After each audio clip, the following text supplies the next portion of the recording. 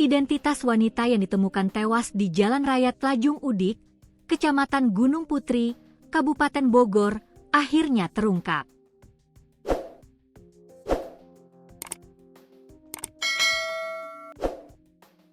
Korban diketahui berinisial A, 41, dan merupakan warga Jakarta Selatan. Kapolres Bogor AKBP Wiha Ardilestanto mengatakan korban telah dibawa ke RS Polri Kramat Jati untuk proses pemeriksaan lebih lanjut. Inisial A, korban KTP Jakarta Selatan, kata Wiha saat dikonfirmasi Kompas.com, Minggu, 7 Desember 2025. Polisi masih melakukan penyelidikan untuk mengungkap penyebab kematian korban. Tim masih turun ke lapangan, masih penyelidikan. Semalam Pamapta Polres dan tim Inafis langsung turun ke TKP, ujarnya. Sebelumnya, beredar video seorang wanita yang ditemukan tewas di wilayah Gunung Putri, Kabupaten Bogor. Polisi masih melakukan pengecekan lebih lanjut terkait temuan ini.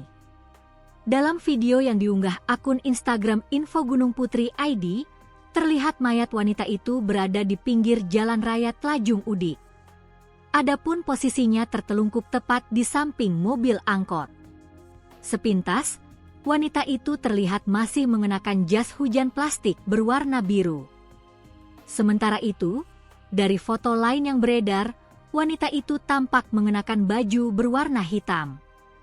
Di sampingnya, terdapat sebuah masker dengan bercak berwarna merah mirip darah.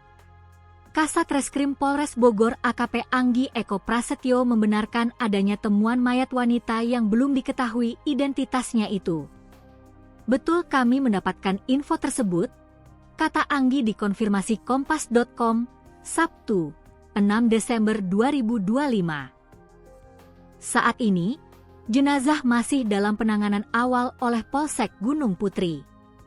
Tim Inafis Polres Bogor juga diterjunkan ke lokasi untuk mengetahui pasti identitas dan lainnya terkait kejadian ini.